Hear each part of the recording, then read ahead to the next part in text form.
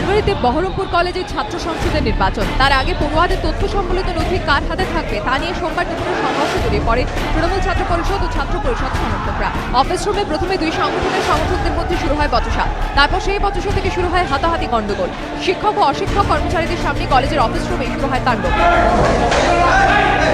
ছাত্র পরিষদের অভিযোগ, তৃণমূল ছাত্র পরিষদ সমর্থকরাই প্রথমে হামলা চালায়। এই ঘটনায় তাদের বেশ কয়েকজন জখম হন।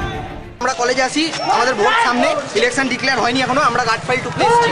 আমাদের উপর দুষ্কৃতি নিয়ে চড়া হলো ওরা, স্যাররা দাঁড়িয়ে দেখলো, এমনকি পুলিশ এসেছে, মাঝখানে দাঁড়িয়েছে, পুলিশের সামনে পর্যন্ত আমাদের ছেলেপেলের উপর বাঁশ দিয়ে চড়া হলো, এমনকি যে যা পেরেছে হাতের সামনে তাই ছুড়ে মেরেছে। তৃণমূল ছাত্র সংসদের এটা নিয়ম হয়ে গেছে, 5 উইকেট রেডি করে রাখছে, আমাদের ছেলেপেলের উপর চড়া হচ্ছে।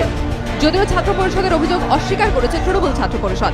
তৃণমূল ছাত্র পরিষদের ছেলেপেলে সব গার্ড ফাইল ঢুকছিল, হট করে সিপির ছেলেপেলে এসে আমাদের ছেলেপেলের প্রতি আক্রমণ করে যে আমাদেরকে গার্ড ফাইল ঢুকতে দেবে না।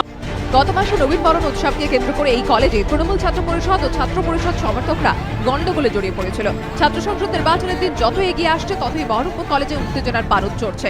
পরিস্থিতি খারাপ হওয়ায় তড়িঘড়ি এদিন কলেজ বন্ধের সিদ্ধান্ত নেয় কর্তৃপক্ষ। পাশাপাশি কলেজ কর্তৃপক্ষের সিদ্ধান্ত, আপাতত কোনো ছাত্র সংগঠনের হাতেই দেওয়া হবে না নথি।